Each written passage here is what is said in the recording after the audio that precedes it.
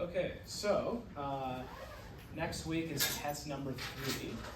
So reminder, test number 3 will be a bit different. It will be longer, because it's 3 chapters, so 60 multiple choice, but no written. So that's the trade-off. Another reminder, tomorrow is test review day. So if you haven't already, maybe start to review those key terms, and feel free to come tomorrow with any questions you have.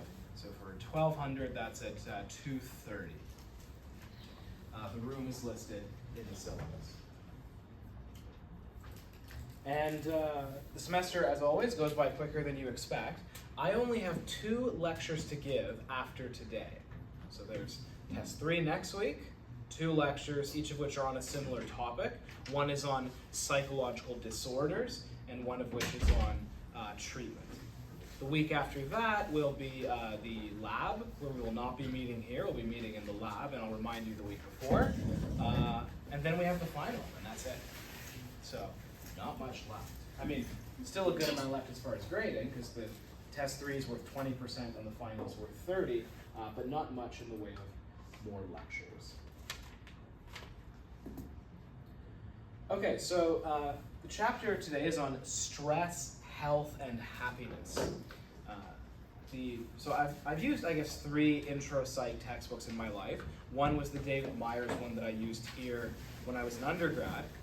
There was a book that I used to teach at the U of A. Now this one, the chapter I used when I taught at the U of A had a section on happiness at the end. This book doesn't, but I've decided to add that for 2 reasons. Number 1, who doesn't want to be happy? And number 3, it's just easy to make test questions from that material. Nudge, nudge, wink, wink.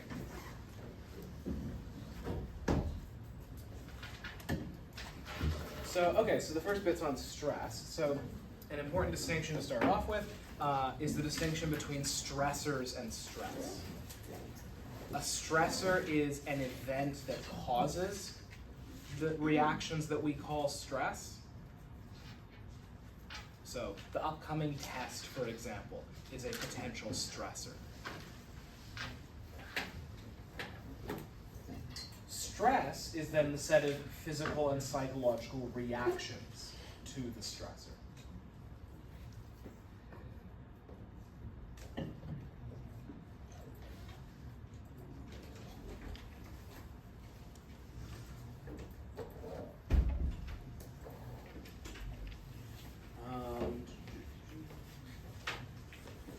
Early work on stressors was done by people who thought that what really mattered was change. Not necessarily whether an event was good or bad, but whether it involved change. They thought that was the main driver of stress. So one example is the Holmes-Rocky scale, which I'll give you all a chance to look at. Slow tonight, guys. Drum roll.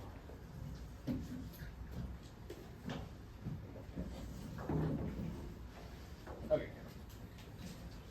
Indecisive today. So there's a set of events, and when you fill out the whole scale, you're asked, has this event happened to you within the last year? So I won't make you fill it all out. It's really, a lot of them are geared more towards adults, so presumably none of you have been divorced in the last, well, I shouldn't assume actually, but probably not very many of you. And the more life change it involves, the more life change units you get. So at the top, death of a spouse is 100. That's the most life change units you can have. And then at the bottom is things like minor violations of the law or a holiday. A holiday is still listed as a potential stressor. And then when you add it up, the more points you have, they did some empirical work, the more points you had, the more likely you were to have a major stress-induced health breakdown in the next 2 years. So the amount of life change that someone experiences is predictive of them having health problems. And in several parts in this book, we'll see some of the mechanisms for that. stress is not good for your body for reasons that we'll see.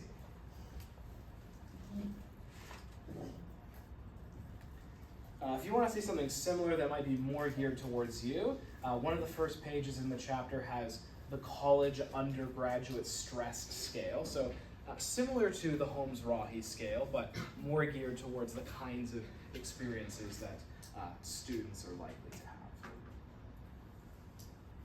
have.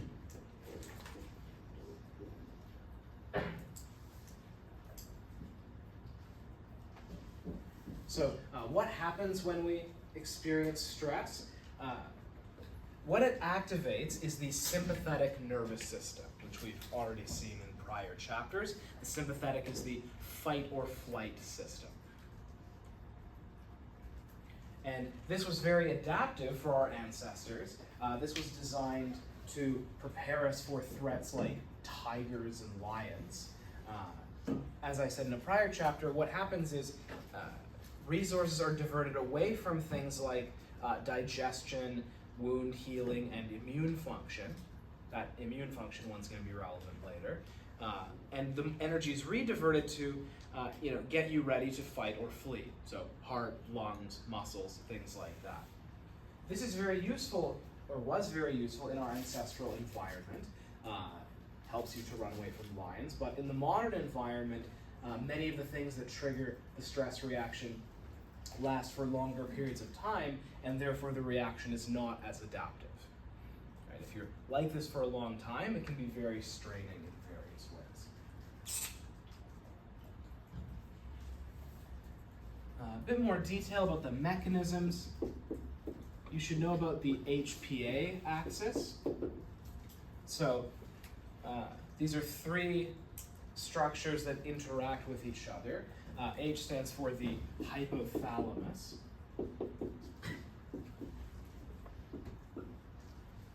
So remember that the hypothalamus is the boss of the endocrine or hormone system. The hypothalamus is in turn connected to the pituitary gland, which then sends signals through a mechanism you don't need to know to the adrenal glands, which release, among other things, adrenaline.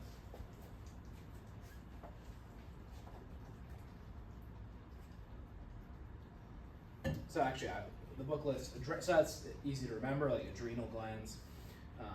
Adrenaline, by the way, is synonymous with epinephrine, that's the same thing. And cortisol is also released. Cortisol, famously, is the main stress hormone. So that's the HPA axis. That's the underlying physiology of the stress response.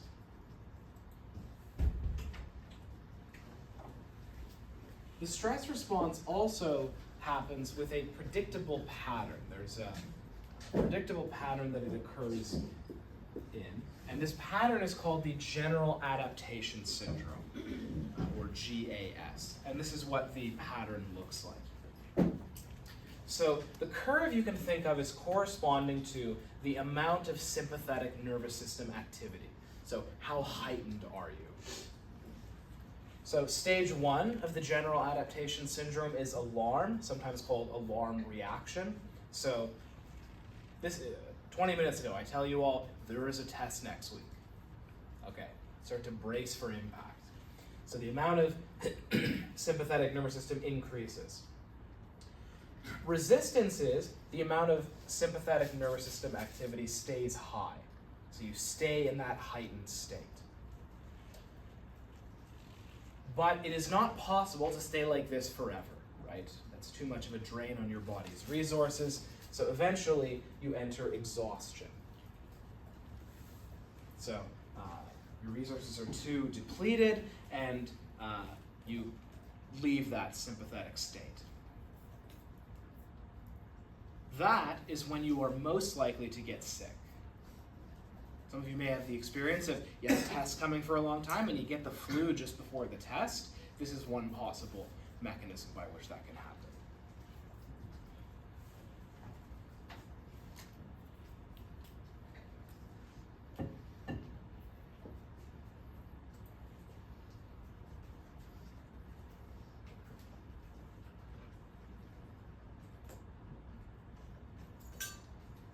any questions about the terms on the board?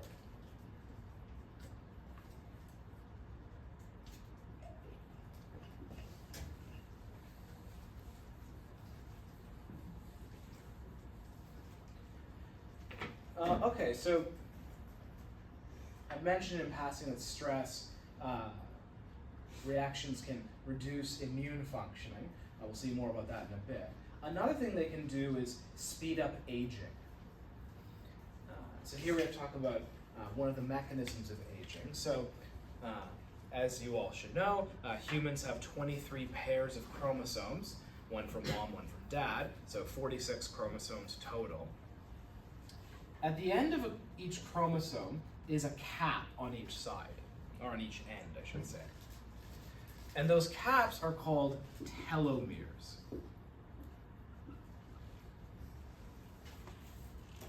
So these are caps at the end of chromosomes that that basically say, okay, this chromosome is over, look to the next one. These decay though, and their decay is thought to be associated with the aging process. Something called telomerase is an enzyme that rebuilds the telomeres as they decay. But if telomere decay becomes more rapid than the telomerase is capable of rebuilding, that's when aging starts to happen. And studies of people who have highly stressful lives, they show more telomere decay.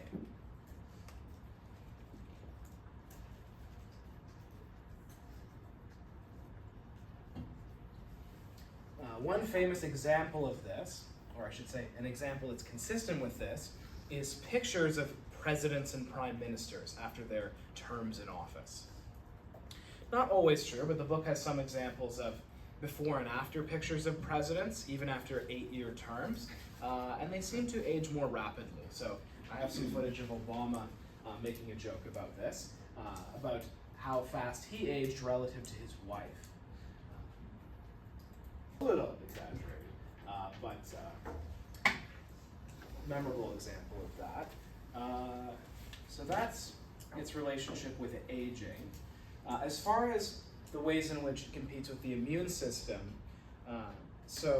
one way it does this is through reducing lymphocyte production. So lymphocyte is the same as white blood cells. So many of you may remember that from high school, if you didn't repress this, that most of your blood cells are red blood cells, but I forget what it is, 1% or something, are white blood cells, which fight infections. So cortisol, for example, leads to less white blood cell response.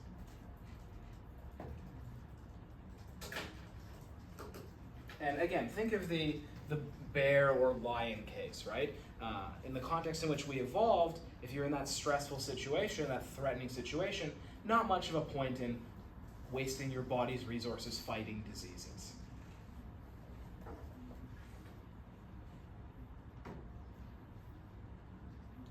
Something else that's correlated with levels of stress and therefore indirectly associated with levels of health is social status. So people who are more poor or more low social status are more stressed for various reasons. Obviously, being poor is associated with stress because of various life difficulties, but also humans have, like many mammals do, like status anxiety. They worry about their social standing. So there are two consequences of this. Number one, within societies, life expectancy is lower for people who are lower socioeconomic status.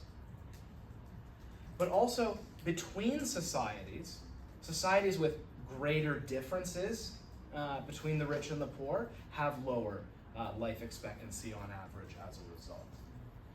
So this work is associated with the epidemiologist Richard Wilkinson, and I'll show a video of him explaining this. I won't show the whole TED Talk, but at the beginning he focuses on life expectancy.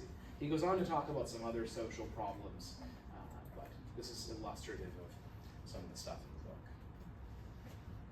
Okay, I'll stop there.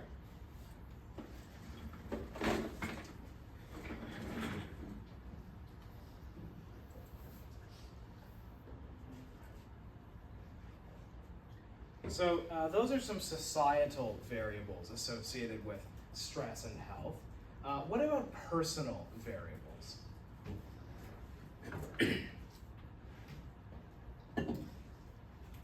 One that's been looked at a lot is the difference between a type A personality and a type B personality. How many of you have heard these terms? Before giving a definition, I'm going to walk us through a type A versus type B test. This one we'll just do together. I'll just read the questions.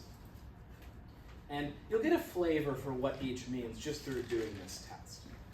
So, and it's not a value judgment. There are, as I will say, pros and cons to each. Each question is binary. You have two choices, and just choose the one that's closer to being true about you. For A, so you have like two columns. If A is true, you add a +1. If B is true, you add a -1. So you have two columns of pluses and minuses, and then you just add them up. And if you're more on the plus side, then you're more type A. If you're more on the B side, you're more type B. I had a student on Monday who said he was exactly in the middle. Of course, that can happen too, but as I say, you'll get a sense of where you are. When exercising, I push myself to go harder, A, +1, or I try to keep a steady pace, B, -1. So whichever one is more true of you. In conversations, sometimes A, I tend to interrupt people, +1, or B, people interrupt me. I play games A, to win, +1, B, to have fun, -1. The best position or rank in a team is A, the leader, +1, or B, second in command to a good leader, -1.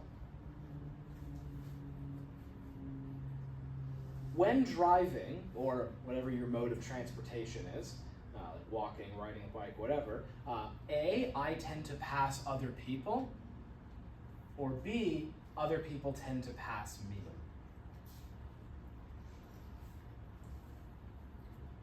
The pleasure in a task is A, finishing it, +1, or B, exploring its possibilities.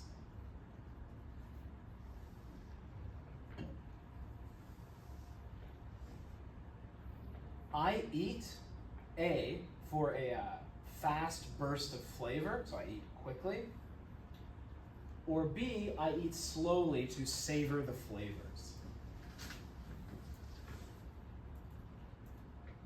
Stress, A, pushes me to achieve, or B, harms my output.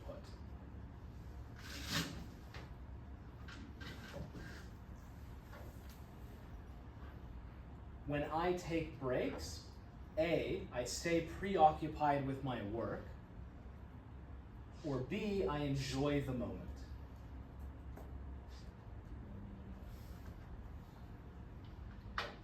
I start homework, A, a long time in advance, or B, close to the deadline. I didn't name any names. Which word describes you better? A, hardworking, or B, carefree?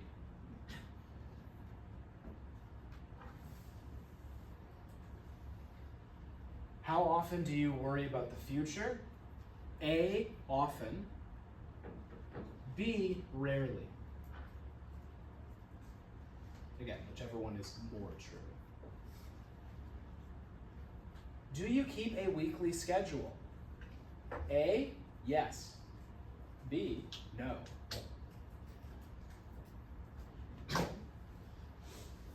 How many days per week do you exercise?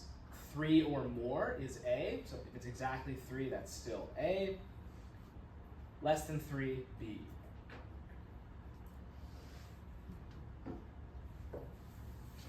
Do you yell at your friends or family? A, somewhat often, or B, somewhat rarely? Okay, that's all of them, so go ahead and tally them up, and you can find out which side you tend towards.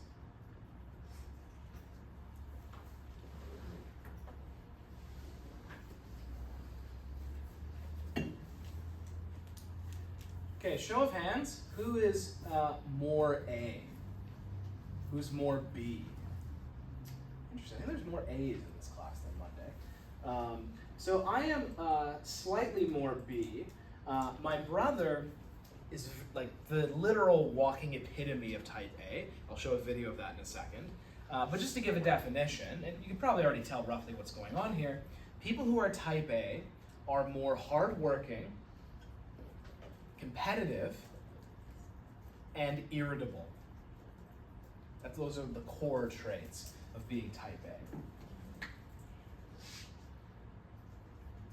People who are type B, more relaxed, more easygoing. If you want to think of it in terms of the big 5, people who are type A would be more conscientious, low in agreeableness, and high in neuroticism. It's kind of a cluster of those 3, if you want to think about it like that.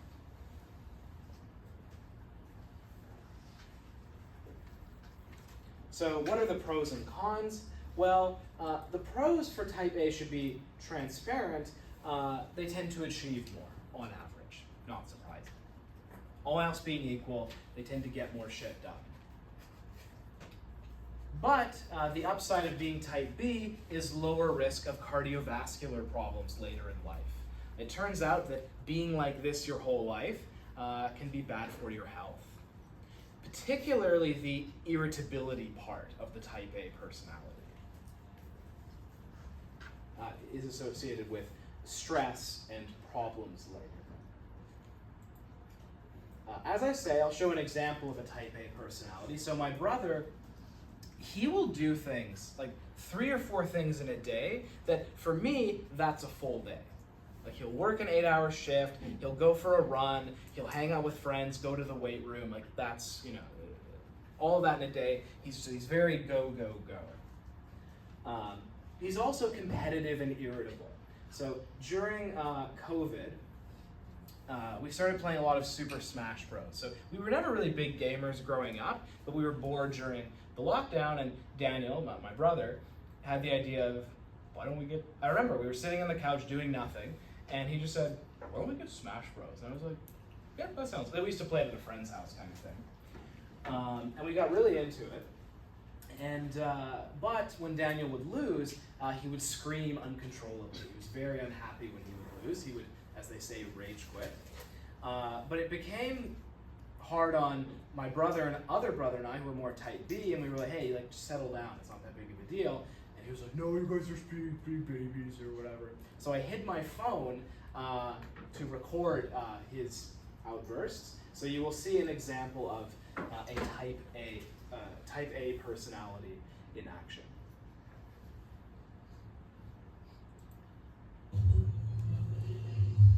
You just made grievous error. Grievous error? What does that mean? Well, what is General it? grievous. I jumped! So, anyways, there are pros and cons to this, but as I say, if you're like that your whole life, it can be bad for your health.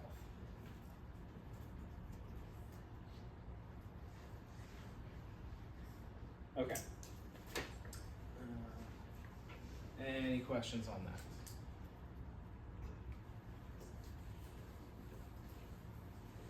that? Okay. Next, there's some work done by cognitive psychologists. When they talk about stress, they use the term appraisal. So appraisal is just a fancy term that means interpretation of an event. So how you appraise a situation is, again, a fancy way of saying, what do you believe about it?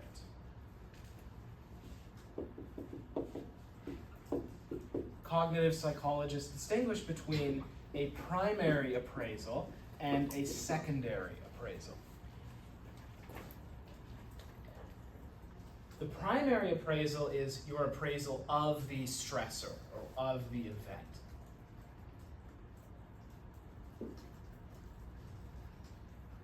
The secondary appraisal is your appraisal of the resources you have to help you deal with the event. So again, we'll use the example of test 3 next week. Your primary appraisal would be, how hard is this test going to be? You know, how big of a challenge or threat is this test? So your beliefs about the test. Secondary appraisal would be your beliefs about the resources you have. So how good are my study strategies?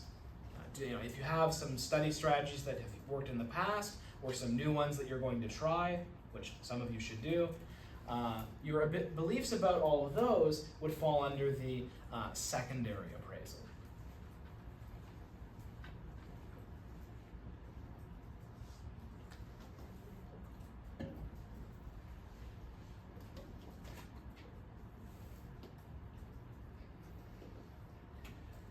Now, if you go through, well, first of all, does that distinction make sense? If you go through chronic stress, so lots of life change or lots of threats, you can experience what the book calls burnout. So this is when a lot of stress and emotional demand leads to physical, emotional, and mental exhaustion and lowered performance as a result. So you become less able to function well in life because of burnout.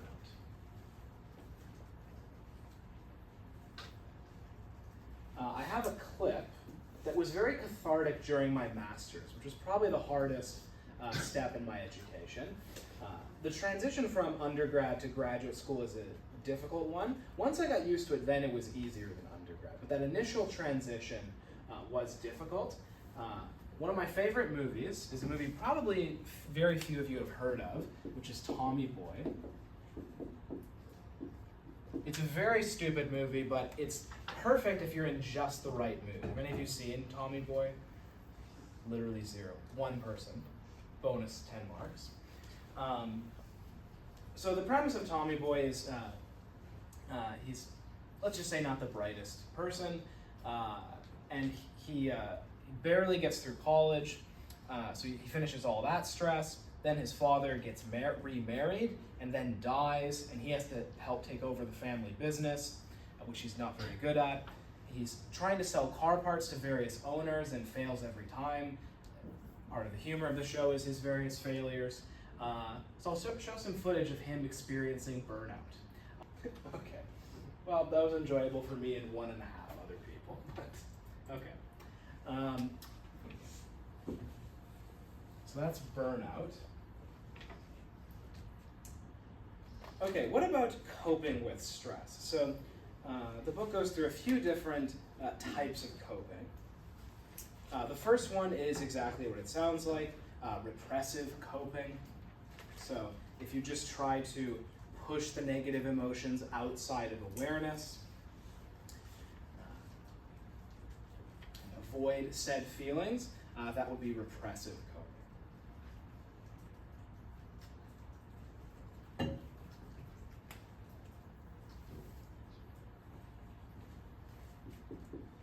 The book then talks about something that it calls rational coping. Now, rational coping sounds like it would be really broad, but actually it's taking this from another author and giving a very narrow definition of it. There's actually there's a therapy technique we'll see in the therapy chapter that also has the name rational, and it means something quite different. But in this chapter, it's got, as I say, a quite narrow meaning. It's a 3-step process. And this type of coping is good for stressors that you can't change, or unpleasant situations that are not within your ability to change. Step one is therefore acceptance, right? You accept that you can't wish away said bad situation or could be a bad event in the past.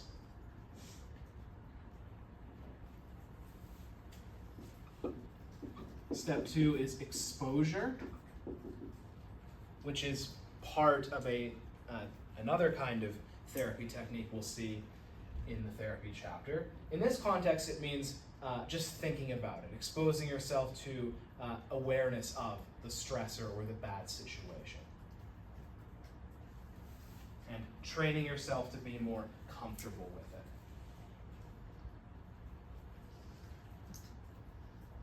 For a variety of different conditions, exposure is very effective.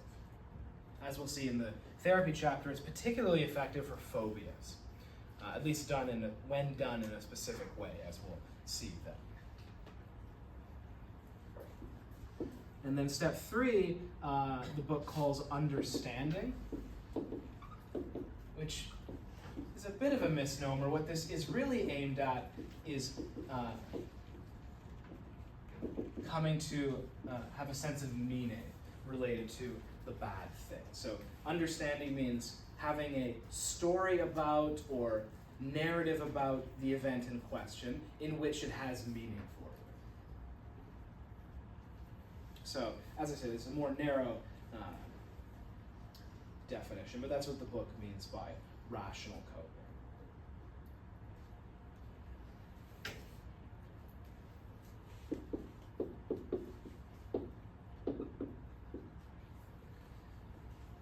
Okay, next term, reframing.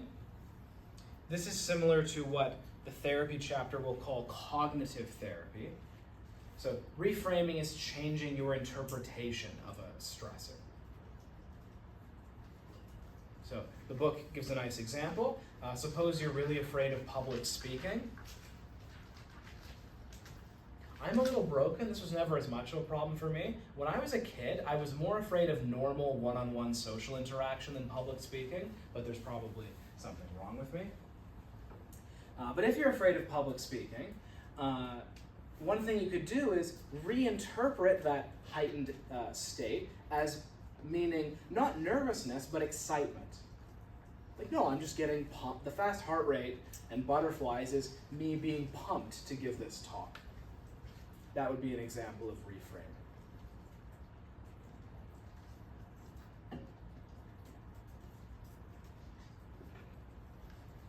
Any questions before I erase this?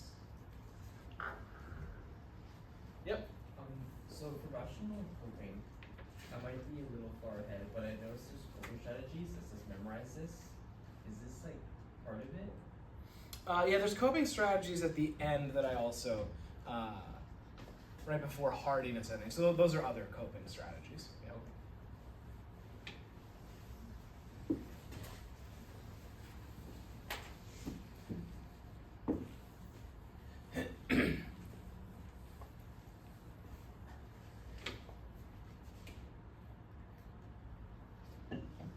Okay, another technique, which grows out of Buddhism and other traditions, is meditation. So many psychologists in the last few decades have begun investigating the benefits of meditation. So the types that are usually used, obviously in different traditions there's different emphases, but the kind where you sit still, maybe close your eyes, and pay attention to one thing at a time, like maybe your breath, or maybe like one sound, and your mind will inevitably wander, and what you're practicing doing is gently guiding your attention back to the breath.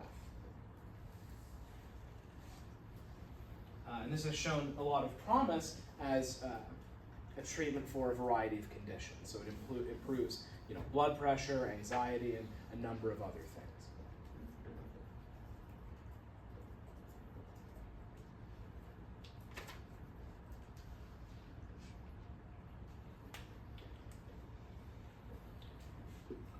a related technique that you could, in theory, use in conjunction with this is biofeedback.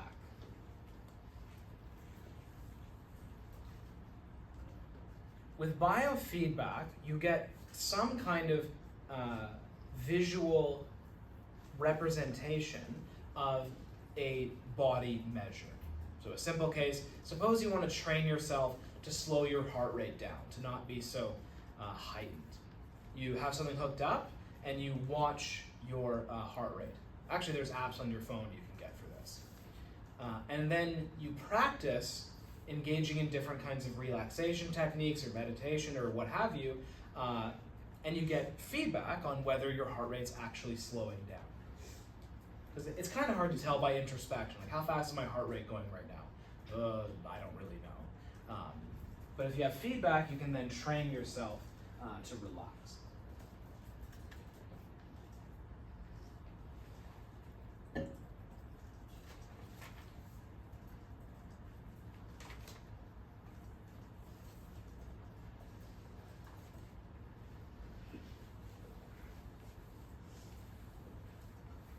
It doesn't have to be heart rate, it could be any bodily state, but that's just one that's easy to understand.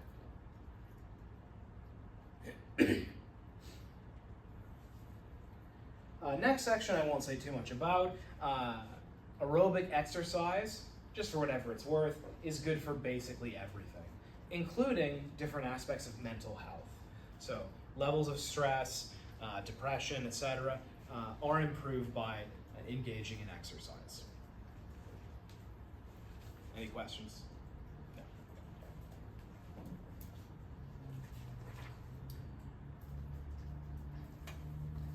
Another very important protection against the negative effects of stress is social support. And here I'm going to let someone else talk about this. One of my favorite TED Talks, it's given by a researcher who was, he'll say in the video, either the third or fourth director of one of the longest longitudinal studies ever done in psychology, maybe the longest. So in longitudinal studies, you take a group of people and follow them as they age. Not follow them like in a spy way, but like you bring them back into the lab every few years to give them more tests and questionnaires and so on. And this is inconvenient because it costs more money, and also you have to get new researchers every few decades because the main one will retire or die, and then you have to replace them. And the punchline of this talk, which he builds up to, is, at least in his sample, the best predictor of happiness and longer life was the quality of people's social relationships. So I'll let him add some detail to that. I think this is the longest video I show in this class. Okay, so well said. Now, one issue, of course, with both this talk and the one I showed with Wilkinson is the data, of course, are all correlational, so you have to take it with a bit of a grain of salt, but a very compelling set of findings. The book mentions that, on average, women are more likely to seek social support during stress. Given the findings that video talks about, this is a possible contributing factor to the fact that women live longer on average than men. Of course, the Twitter theory is that that's because men do stupid things. I'm sure, how many of you have seen those, this is why women live longer than men? Like, those are very funny. But this is another potential contributing factor. What about religion? We'll return to religion later, actually. What's the relationship between religiosity and stress? Now, I'm an atheist, so I don't have a dog in this fight, but it turns out that on average, religious people do live longer and report being happier. So we just finished talking about social support. That's one possible mechanism. Religion plugs you into a community that offers social support. And of course, the worldview associated with many religions can give you a sense of optimism and hope for the future, which is also a potential, offers protection against stress.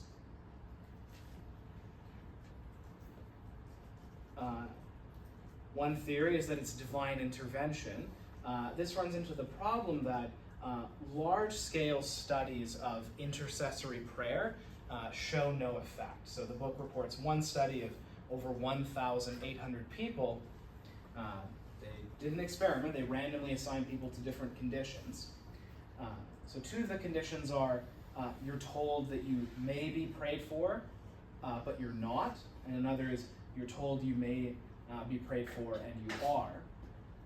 And the group that is in fact prayed for did very, very slightly worse. Not significantly, but so basically no difference.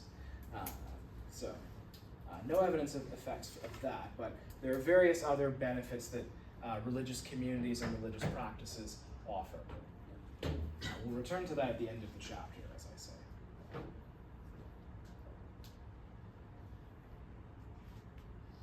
I like this part. It mentions that, I'm not sure exactly how the researchers measured this, but humor. Being able to laugh at yourself, laugh at different events, another very good protective mechanism to have,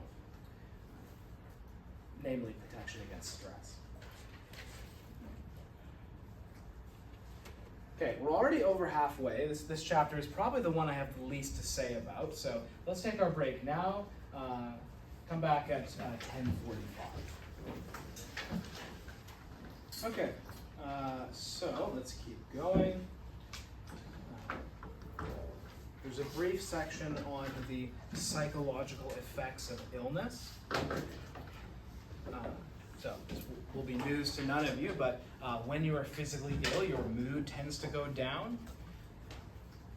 The conjecture that evolutionary psychologists make is that this is part of the sickness response, that the low mood and other effects are a way of your body forcing yourself to slow down and recover. So there's a set of psychological effects like that when you're sick. When you scan the brains of people who are ill, especially if there's physical pain associated with it, like an upset stomach, you see the same kinds of areas that light up during other kinds of pain. And it's good to know the two big ones. So one is the somatosensory cortex. If you take 1100, you'll know about this. So this is part of the parietal lobe. If here's the spinal cord and here's the brain, there's the occipital lobe at the back, there's the parietal lobe at the top, there's the temporal lobe like here, and then of course the frontal lobe. So right about here is the somatosensory strip, so it would be like here, and there's a different part of it for each part of the body. So this is associated with touch sensation. Unsurprisingly, lights up during the sensation of physical pain. So this is what the brain would look like sort of from the outside. The cortex is the outside layer of the brain, like the pink, bumpy looking stuff. That's the cortex. But deeper in the brain, kind of behind the frontal cortex, and therefore underneath the somatosensory cortex, is a part called the anterior cingulate cortex.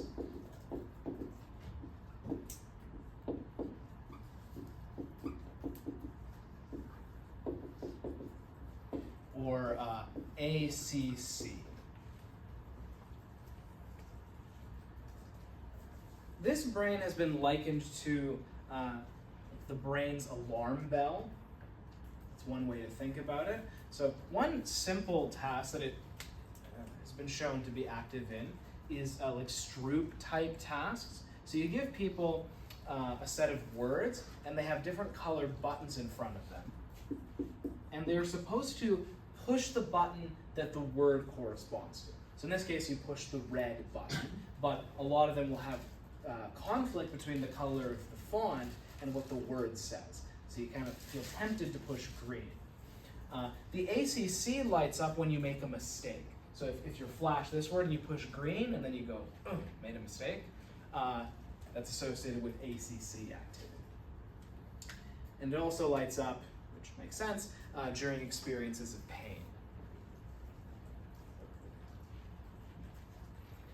Funny enough, also true for social types of pain. So like feeling rejected, for example, there's a number of studies on that you kind of induce experiences of rejection in the lab, and you get ACC activity.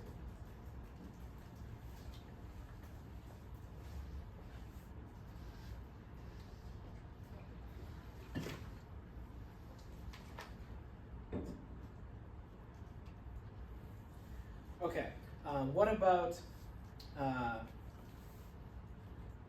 different variables associated with resilience in the face of health, or I guess I should say bad health? One is optimism. So I won't say too much more about that, but measures of psychological optimism are associated with better resilience in the face of stress and or health problems.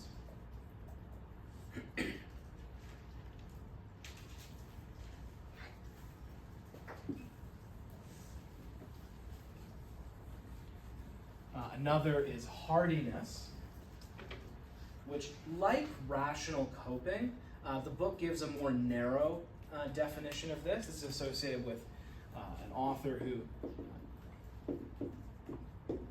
did a lot of work on the types of people who do better in the face of threats, and they came up with this concept of hardiness, which they define as consisting of the 3 C's. I think their intention was to make it easier to memorize, but I think in a way this can be irritating. But the 3 C's, which should be in the key terms, 3 C's of hardiness, are commitment. So the first one's commitment. Commitment here meaning a willingness to put in the work. So if you're facing some kind of problem or threat, you are willing to work hard to overcome or do the things you have to do to improve your situation.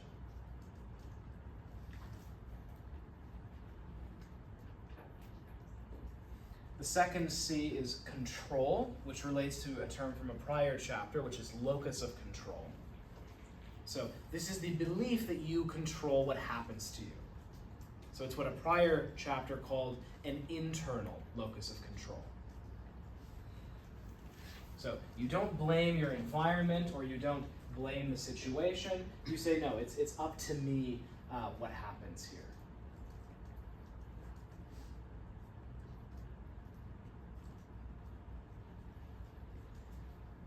And lastly, challenge, which is relates to what I said about reframing, where you view the events in question not as a threat, but as an opportunity or challenge, right? This is something that's an opportunity for me to grow.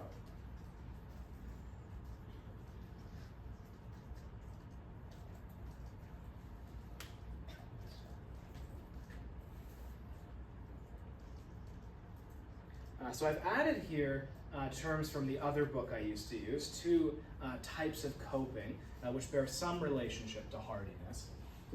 And those 2 are problem-focused coping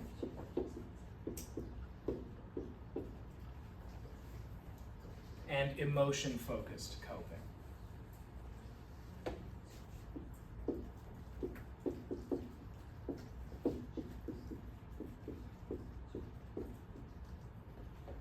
I'm not necessarily making a value judgment here. There are pros and cons, but it's good to have a sense of the differences here. So problem-focused coping is you try to get rid of or solve the problem that's causing you the stress or the bad emotions.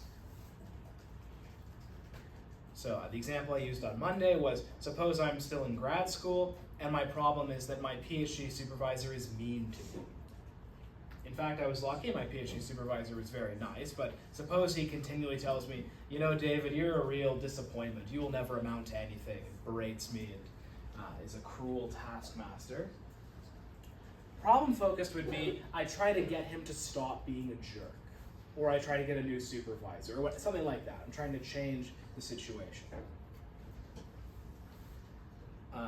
There are more or less healthy versions of emotion focused. This is anything that's aimed at the emotions I feel as a result of the problem. So reframing, which I think I mentioned earlier, that would be technically a case of emotion-focused coping. If I try and reinterpret the event in a way that makes me feel better, that's an example of emotion-focused coping. This would be a bad case, but if I drink a lot to drown my woes, as we say, that's emotion-focused coping. Trying to seek social support to get someone else to try to make me feel better, again, all of that counts as emotion-focused. In the book that I used at the U of A, it cited studies finding that on average, men are more likely to use problem-focused coping, and women are more likely to use emotion-focused coping. And as an example of this, I have a clip from Modern Family, which is a very wise show. There's often a lot of insight in Modern Family.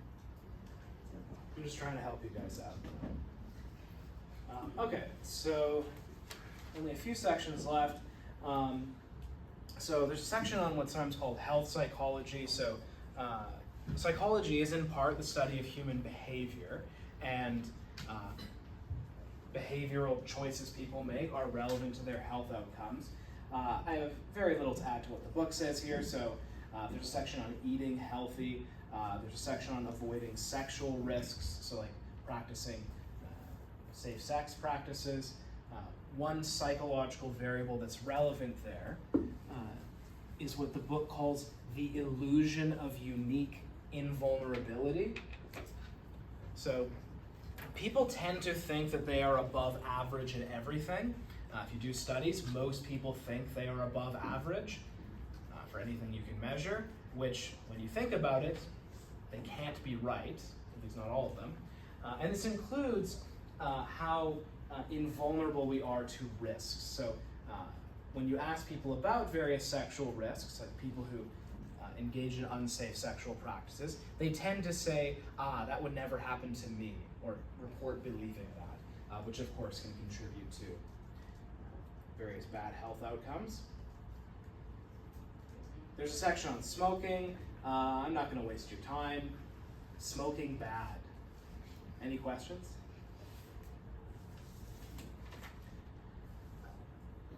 Okay, so as I say, I'm now going to move to the last section of the lecture.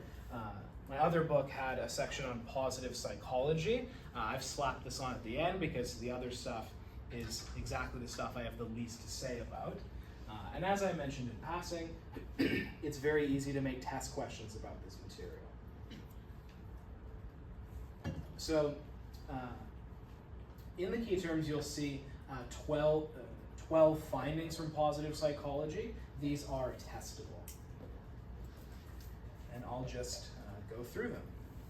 So these are all well supported. Some of them we've already seen in passing. So the first three you'll have seen either here or in 1100 if you're taking that with me. So the first is having quality close relationships is a reliable predictor of happiness. So we saw that in the TED Talk. Number 2, physical exercise is a reliable predictor of happiness. And 3, something I talked about in 1100, getting enough sleep.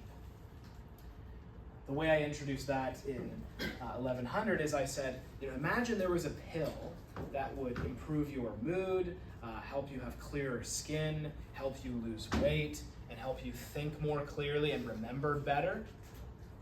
And the pill is free and comes with no side effects. So how many of you would take the pill? And then the punchline is, the pill exists, it is called getting a good night's sleep. Mountains and mountains of studies back that up. Okay, what about money? So this is the eternal question, can money buy happiness? And the pithy way of saying what the findings are is, being rich does not make you happier, but being poor does make you unhappy. So you find that there are diminishing returns after a certain amount of money. So if you move from being poor to being middle class, on average that will improve your happiness. There's different numbers you'll find. Likely it varies from area to area given how expensive it is. The number that's usually thrown around is something like $75,000 a year. After that, getting more money makes little difference to your happiness. In particular, it makes little difference to what's called hedonic happiness. So I should have said this earlier, but psychologists distinguish, and philosophers too, between two senses of the term happiness: hedonic and eudaimonic. Hedonic, like, does anyone know the term hedonist? What does hedonist mean? Like, what's a closely related term? So it may be hard to put, so it really means pleasure. So a hedonic conception of happiness thinks of happiness as positive mental states, like good feels, so to speak. So sex, drugs, and rock and roll, but also other pleasures, like whatever you're into. But again, happiness on that conception is pleasure. Moment by moment, how good do you feel? Whereas hedonic happiness is defined in terms of flourishing, in terms of a good life. So the utilitarians are associated with the first conception of happiness. You don't have to know that, but if you're a philosophy person, is anyone taking a philosophy class this semester? So that'd be associated with at least the classic utilitarians. A eudaimonic conception is associated with Aristotle. How many of you know the name Aristotle? Probably quite a few here. So one proxy for this second kind of happiness would be, you ask someone, how good is your life going overall? Are you having a good life? Whereas a proxy for the first kind, for a pleasure or hedonic conception of happiness, is you ring people up at random times during the day and ask them, how happy are you right now? And then you get kind of an average measure of how much of that first kind of happiness they have. And that first kind, there's virtually no effect, no added benefit of extra money after a certain point. Okay, number 5. A short commute is a better predictor of happiness than a big house.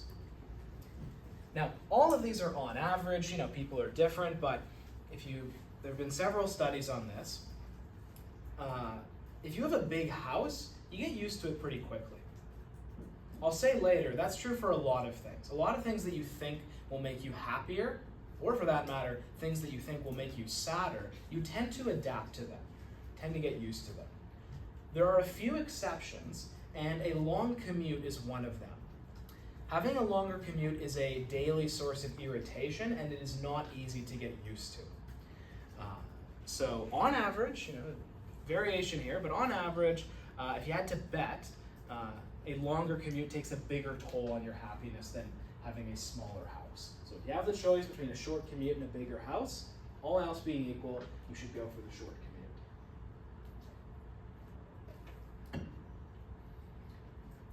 Okay, as far as how you use your money, paying for experiences, especially shared experiences, is better than spending it on new things. Right? You buy the new video game or the new shirt or the new pair of shoes. It feels really good when you put it in the bag and take it home. And maybe the first time you wear it. Wears off pretty quickly. So all else being equal, you're better off spending money on shared experiences.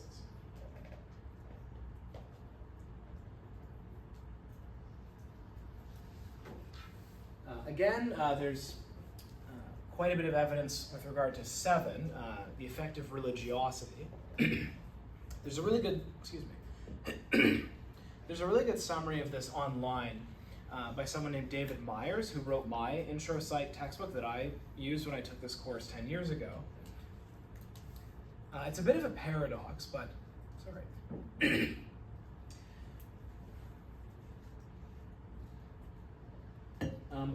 For individuals, religious practice is associated with more happiness. So within any given society, on average, religious people report being happier than secular people. But more religious societies are less happy on average than secular societies. So this is correlational. You could imagine different causal explanations for that. But what this means is your best bet would be to be a religious person in a place like Denmark or some other place that's not so religious.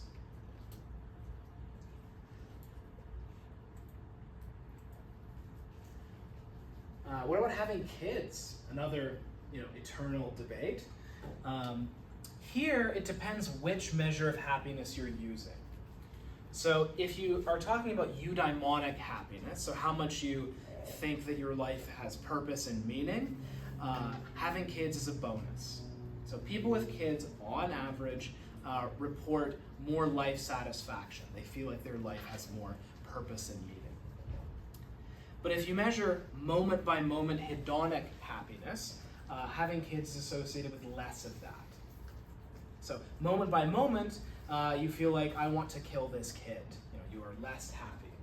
But when you step back and look at your life overall, on average, people with kids report being happier.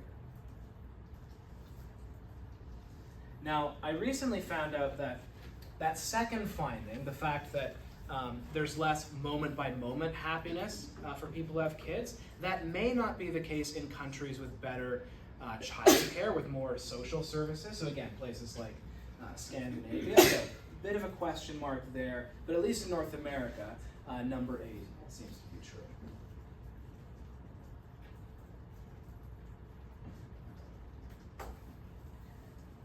Number 8, generally speaking, pursuing goals is more enjoyable than achieving them. And I'm basing this in part on some really nice animal studies. This picture, if you spend some time with it, I think will be very helpful. This is, in my opinion, one of the best encapsulations of the human condition. So this is and it's not on rats, but I think it's generalizable. So you train the rat to learn that a flash of light means that if they push the lever a bunch of times, they'll get a treat. So signal means the light is flashed, which they've been trained to learn that means they can push the lever to get the reward. Then they start working here, and then here's where they get the reward. The y-axis is how much dopamine is released. Dopamine being, to a first approximation, a pleasure chemical. Like it's released when you take addictive drugs, for example. So what happens? The signal, the lights flash, they get a little hit of dopamine. They start doing the work, push the lever over again, dopamine, dopamine, dopamine. They get the treat, they get a little hit of it, and then back to nothing. As I say, this is basically the human condition. Many of the things that you seek after and think that they'll make you very happy, in the end, when you get them, you get a little hit and back to nothing. So this sounds very hippie-ish, but enjoy the journey, bro. Life's a journey, not a destination. The hippies are not always wrong. There's some truth to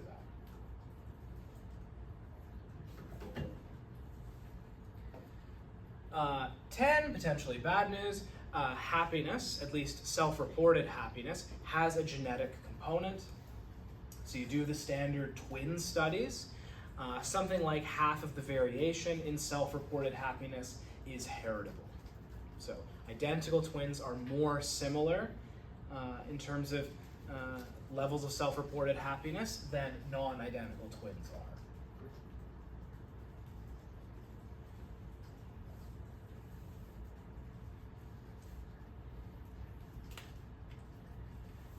With regard to age, there is a curvilinear relationship. And if you look from, say, the 20s to old age, it looks something like this, maybe even like this. So the next decade or so of your lives will probably be the happiest for a while. So, the 20s are fun. It's when you fall in love, you try out different new jobs, experiment with life. That's a happy time relative to other times. There's stress involved because you have to choose a mate and a career, but it's happier than middle age. So then you get the job, you have the kids, the stresses of life set in, and on average, people report being less happy. Surprisingly enough, old age is maybe the happiest time. You can imagine different reasons for that, and this pattern exists cross-culturally. You can look at different countries that have been studied, you find this U curve. One early theory was that the unhappy people kill themselves by the time you get to old age, but that seems to not be the main reason.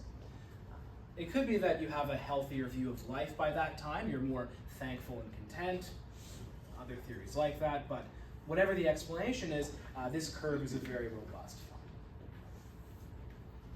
find.